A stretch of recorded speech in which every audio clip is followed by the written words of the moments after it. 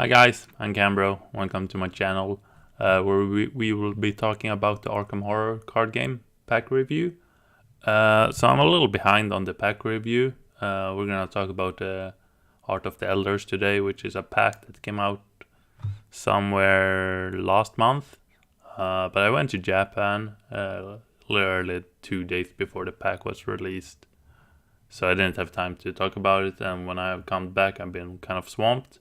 So we'll take today and talk about the Elders of Heart, and probably after this video I'll do another video of the next pack, the City of Archives.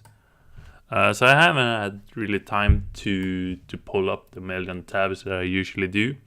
So I'll just go into this and talk about my thoughts of them. I've tried very few of them, but most of you have probably already played a bit with them. So let's just jump right in. So this is interpreted. It's a guardian skill, 1 will pip, and innated reads: if this skill test is successful, add interpret to your play area as an asset. With it take, you get +1 intellect, combat, and agility. And at the end of the round, you discard interpret.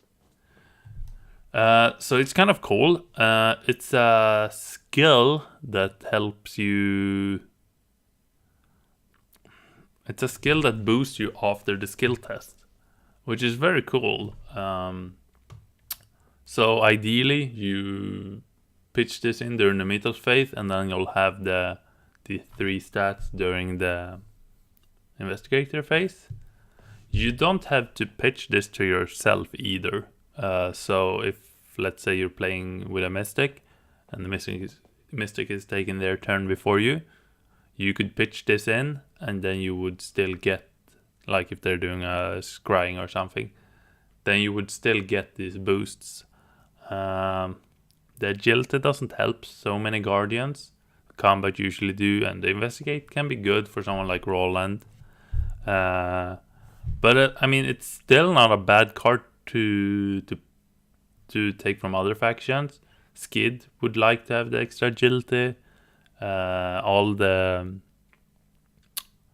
Dunwich investigators can take it. It's a cool card. It's not super flashy, but yeah, it usually helps you. If it helps you one test by one, it's still good. Because it helped you with the initial willpower test, and then maybe if you have a big enemy, you can swing at it 2-3 times or find 2-3 clues. Kind of cool card. We're gonna keep the tempo a bit higher today. I don't want another hour video, so I'm gonna do 2 this evening. So let's move on to Custom Amination. It's a guardian event. It costs 3 to play and 3 XP to include in your deck. Have a combat and agility pip. It's upgraded, supply, and blessed. So Father Matteo can take it. I think it's the very blessed card outside of Mystic. And it reads: fast, play only during your turn. Attached to a firearm asset controlled by an investigator at your location. Place 2 ammo on that asset, limit to once per asset. Attacks performed by attached asset deal +1 damage against monster enemies. So it's a card which puts 2 extra ammo, and if you shoot at the monsters, they take extra damage. So if we compare this to extra ammunition from the core set, it costs 1 experience and 2 resources and gives you 3 ammo. This got 3 and gives you 2. So it's definitely worse in that sense. It gives you much lower. You pay 2 more XP and you gain 1 ammo less. However, you're doing more damage to monsters. So for example, what's a monster? Ghouls are probably monsters. So it's important. This is traded. Yeah. Enemies have traits, as you probably know, and if it has the monster trait, you will do additional damage. There's nothing stopping you from having extra ammunition and custom ammunition. And it's important to know that not only the two extra ammo you put on will do extra to monsters, but rather all the ammunition you do extra damage. So if you have like a 45 automatic, you haven't fired a single shot, you put the custom ammunition, you'll have 6 shots on that pistol. All of those 6 will do extra damage. So if you know you're going into a scenario with lots of monsters, the Dunwich cycle has a lot of monsters, I think there's a lot of monsters, yeah.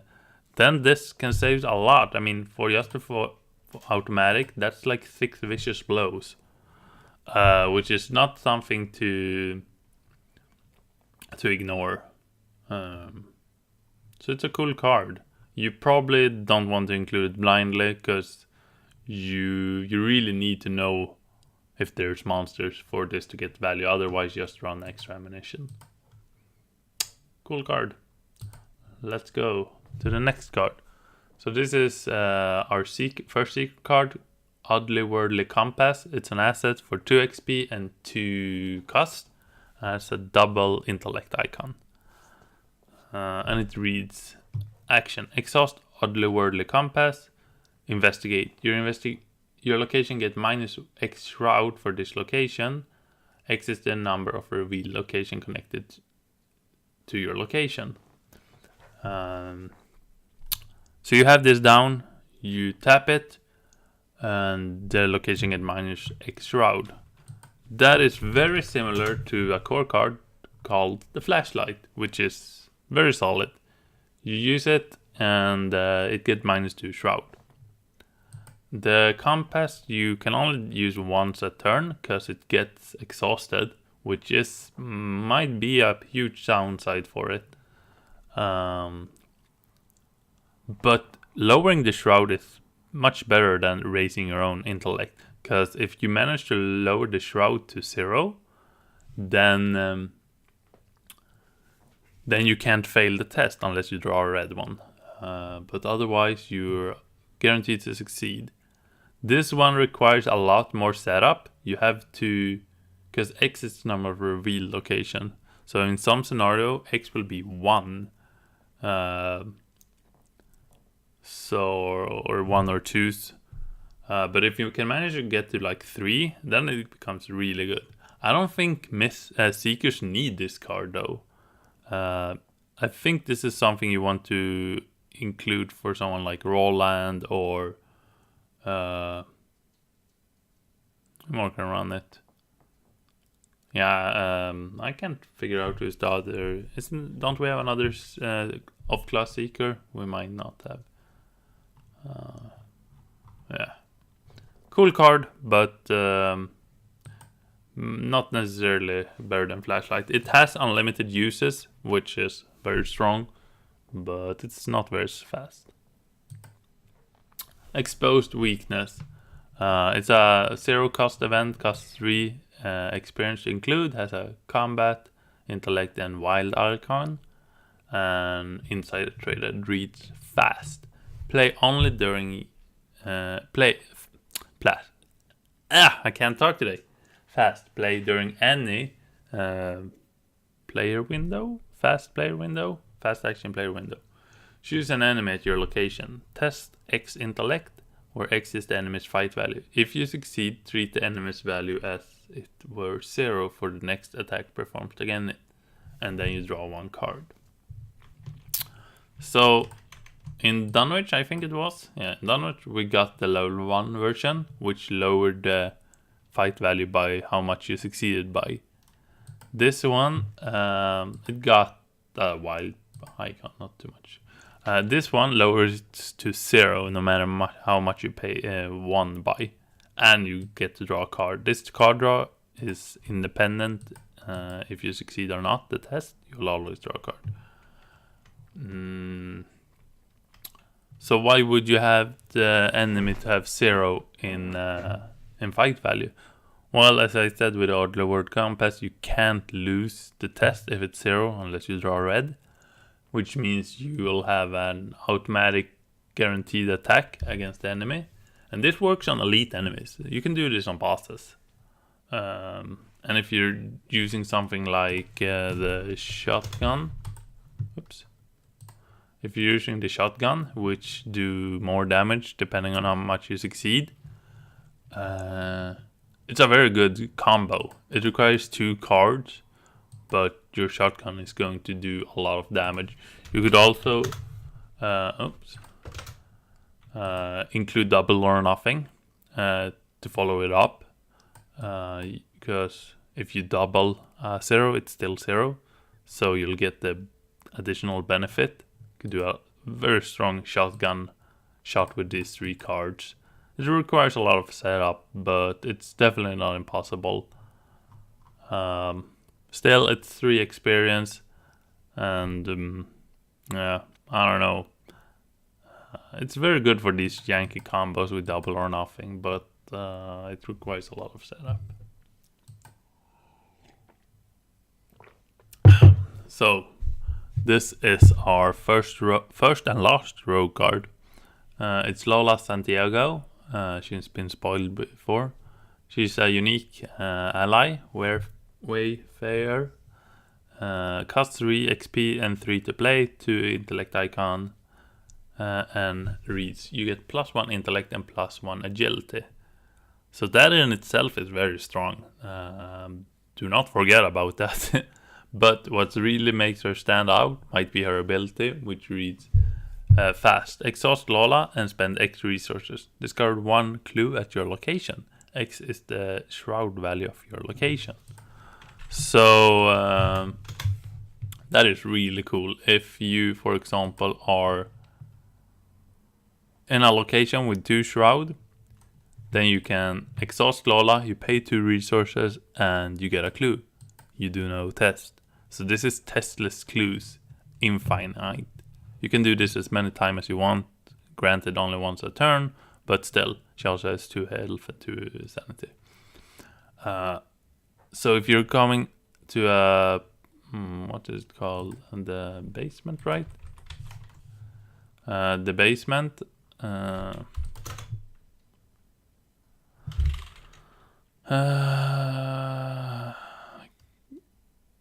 Nope. Attic. Okay. How about we do like this? What is it called? The icy place in the first scenario? Cellar. So if you're at the cellar, instead of doing a 4 shroud test, you could just pay for resources, which might, if you're using something like Streetwise, you might pay 2 or 4 resources anyway to get that clue. So you might not go so much back by doing it. It is expensive if you're gonna do it every turn, but it's definitely very strong. Lola is probably super good in someone like Leo, whose primary stats are not that Leo. No, Finn. I'm talking about Finn. Super good in Finn, whose primary stats are intellect and agility, and can be quite rich. So yeah, I think Lola goes very hand in hand. Something you can do with Lola is if you have a flashlight or the oddly worded compass, you can lower the shroud value, and during the investigation there are player windows where you can use Lola's ability, and since you have lowered the shroud value, you'll get a 2 discount or how much you lowered it by, so you can buy the clue for cheaper. Really cool card. I like her a lot. Yeah, let's continue to Olive McBride. Our first mystic asset. Cost 2, has a willpower icon, 1 health and 3 sanity. Ally Witch, takes up the ally spot and has reaction. When you would reveal a chaos token, exhaust Olive McBride. Reveal 3 chaos tokens instead of 1. Choose 2 of the tokens revealed and ignore the other one. So it's kind of like Grotesque Statue from the core set. where you, instead of reveal 1, you reveal 2 and you choose 1. Here you reveal 3 and you choose 2. If you don't know what the reveal is, the one you don't choose, it's considered to never been drawn. So if you draw like skull 0, 0 and pick the zeros, it's not like you ever drew the skull. So stuff like the scrying won't trigger and stuff like that. That's important to know. You are, however, drawing 2. You are resolving 2 chaos tokens. So if you draw like a -1, -1, and -1, and you choose the 2 -1, you add those together. So that would be -2. So you could draw like a -4, a -3, and a -2. Then you would pick the -2 and -3, and that would still be -5.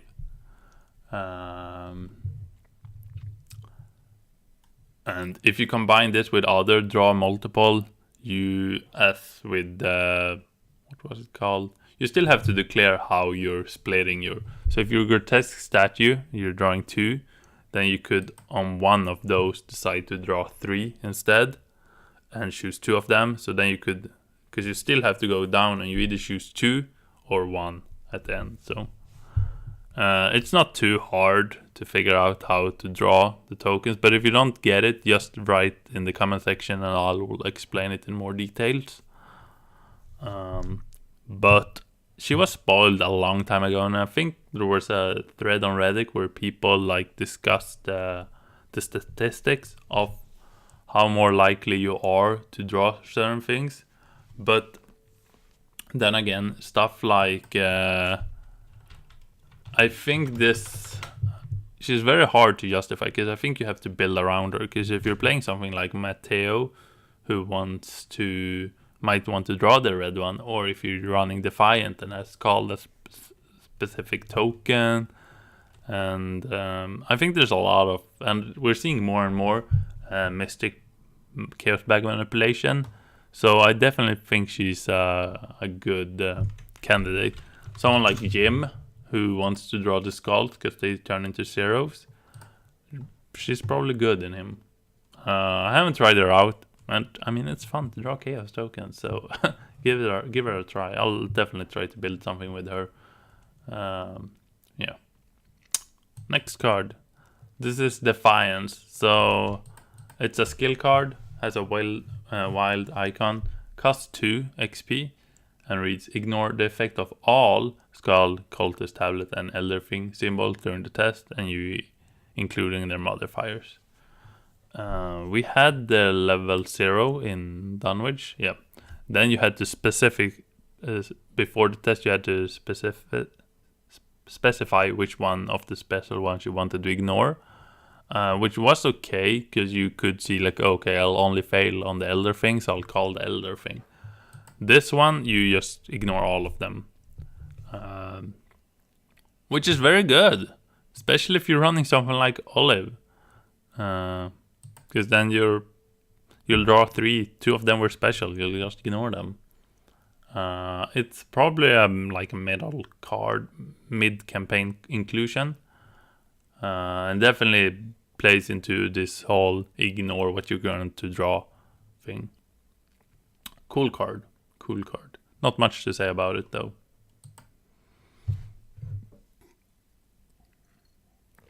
So this is a Primotion. Is that how you say it? Primotion. It's a Mystic card. Cost 0 to play. It's an event card. Has an intellect and agility icon. And reads: fast. Play during any player window card. Put Primotion in Premonition, I don't know, into play. Reveal a random chaos token from the chaos bag and seal it on it. Force: when a chaos token would be revealed from the chaos bag, resolve the token sealed here as it was just revealed instead, and then you discard this card. So basically what this card is saying is you draw the chaos token before the test. That's basically what it's saying. Why is this good? Let's say you have a big enemy at you have 1 shot left, or your guardian has 1 shot left.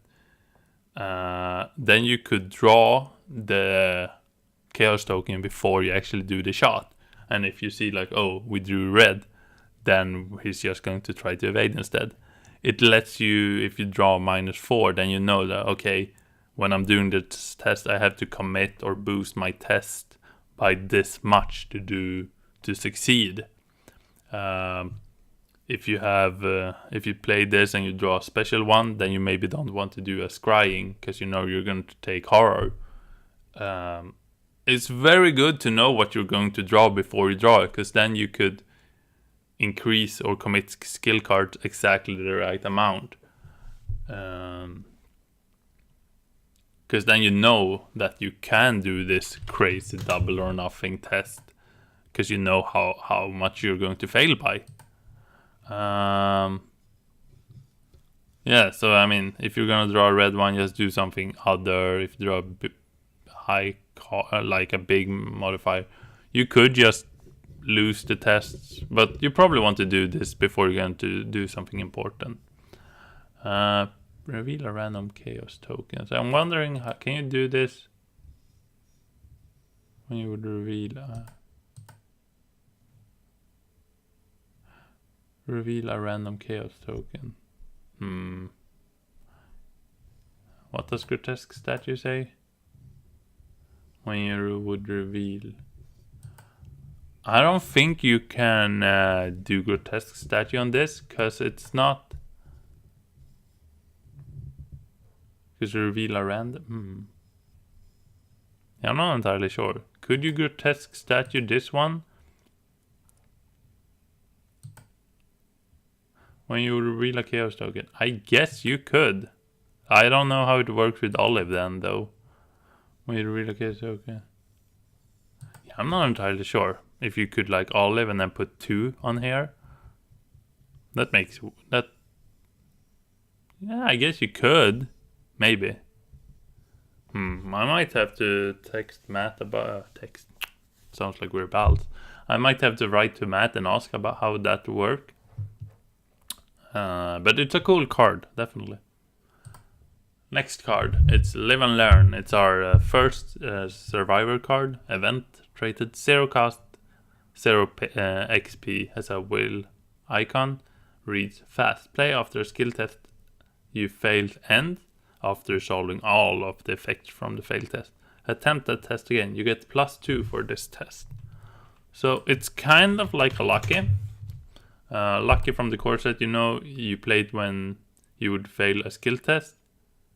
And then you get +2 to that test. This one, it costs less and it has a wild icon. So lucky doesn't, you can't do anything with lucky otherwise. But you, yeah, so it's cheaper, but you have to redo the test, which means you have to draw another chaos token, which means you could suffer some bad effect once again. Let's see, there's a Q&A here. If I fail a skill test, it costs other things like ammo. Do I need to?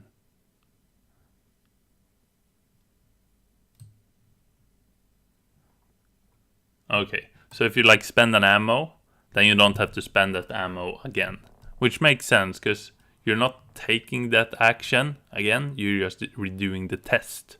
So you don't spend another ammo or whatever.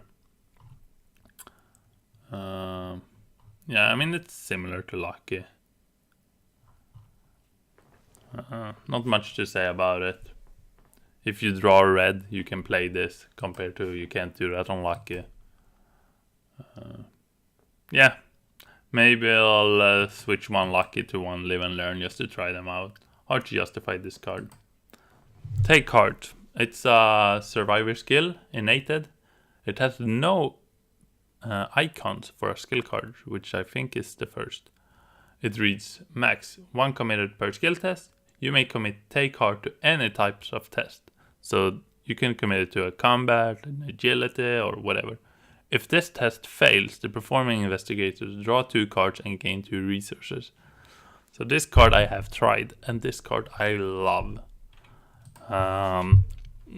we got Stand Together in the Contact Express, which reads that you and another investigator both draw 2 cards and gain 2 resources. This costs 3 XP though. Take Heart is the survivor version of that one. You get, this only applies to you, but you draw 2 cards and 2 resources, and you can give this to other players. But it's so good. You just do a test. You know you're going to fail. Like if you have 1, 2 in intellect and see a 4-shroud location, just investigate that. Or if there's a super high or a super fast enemy which you know you can't evade, just try to evade it and pitch this in. Fail and draw 2 cards and 2 resources. Very, very cool card. Calvin probably likes this card a lot in the beginning because he's going to fail a lot of tests, so it's definitely speeds him up. Very cool card. I've been running it in Ursula. No, in Finn. Man, it's I mean, if I get the willpower test, I'll just pitch this in, recover a bit of card draw and resources from it. Really like it. Really like the picture as well. I don't know what's, but it's a really cool picture. She's holding like a locket or something. Not lost card. We have a couple of neutral as well. So this is Against All Odds. It's a survivor card. Cost 2 and 2 XP. Spirit traded as a willpower, combat, and agility icon. And I think it's the picture from Eldritch Horror. I think. I haven't played it, but I think it's from that game. And it reads fast. Play when you are performing a skill test with a difficulty higher than your base value. Reveal X additional chaos token from this skill test. Choose one to resolve and ignore the others. X is the difference between the test difficulty and your base. So this is a very cool card, and once again, it's definitely a Calvin card. So if you're doing like a combat test on a, let's take the ghoul again. Visit minion, yeah. So if you're with Calvin and doing a fight against a ghoul minion, then your difference between combat and his fight are 2. So you reveal 2 additional. So you reveal 3 chaos tokens. And if Calvin has gotten some damage on him, so his combat is higher, your base is still 0. So Calvin will always reveal shit tons with this card, and I think Calvin always want to run this card because it's such a good card for him. For other players though, I'm not entirely sure. Because it doesn't work with Duke, because Duke make Ash. It turns his base. It increases his base, Ashcan's base. So if you're doing a fight with Ashcan and using Duke, your base is actually 4 because it sets your base compared to Calvin, whose base never increases. And I don't think Wendy and Yorick needs it. I mean, Yorick can boost his combat by maybe 2-3. But yeah, I'm not entirely sure. It's definitely a super good Kelvin card, but for others might not be too good. Then might just run with what's it called? Test of Will. Might just be better for the no, not Test of Will. What is it called? The one in the core set. Let's see. Will to Survive. Just to ignore to draw in chaos token might be better. It's just 1 XP more and 2 more resources. So let's go to the neutral cards. been talking fast today. I apologize if it feels rushed. I'm just trying to keep the tempo up. And I hope it's still enjoyable. Even though I haven't had all the tabs up prepared already. So this is Trench Coat. It's an asset, cost 3 to play, has an agility icon. And it reads, you get +1 agility during evasion attempts. And that's 2 health. So if we compare this to the other coat, the leather coat, it costs 0 and gives you 2 health. Oh, and this also takes up the ally, the body slot. So they both protect as much, but this one gives you a boost. However, it's only a boost during evasion, which I first overlooked. I thought it was always a +1 agility, and then it would have been so much better. Because now it doesn't help you with stuff like if you're going to use backstab. Isn't it called back? I wrote black. If you're using it, like if you're going to use backstab, for example, where you turn your combat into agility, the trench coat won't help you. It's only helping you when you're trying to evade enemies. And I mean, it's okay. The body slot is definitely not the most the slot that it's has a lot of competition currently. So it might be okay. Have my face been covering the cards the entire town? I think they have. Well, whatever. You have seen the cards before. So I don't know. 3 for 2 health, it's okay, but I mean, if you're running someone like Finn, who wants to evade constantly, or Ursula, who's also depending on evading enemies a lot, then the trench coat might be good. So, and it's still 2 health, which both of them don't mind. 3 is a hefty cost. If this would have been like 1 or 2, definitely much more attractive, but it might have been too good then. Last card. So this is the Ornate Bow. Let's move this a little bit. There we go. This card. It's an asset, cost 4 to play and 3 XP to include. There's a combat and a agility icon. It's item, relic, weapon and range traded. And this is the first range trait we have had. Cards has mentioned them before. There's an enemy in Dunwich which gets minus against range weapon, but we haven't seen a ranged weapon until now. So it's very cool to see that. So I wonder what other kinds of ranged weapon will get, maybe like a boomerang or something like that. But what does it say? It uses 1 ammo, limit 1 ammo on ornate bow. So you can't put more ammo with extra ammunition or something like that. Action, spend 1 ammo, fight. This attack uses agility instead of combat. You get +2 agility and deal +2 damage for this attack. And then it has another one, which is action. You knock another arrow. Place 1 ammo on the ornate bow. So it's very cool. It takes 2 hands. But this is a card which has unlimited ammo.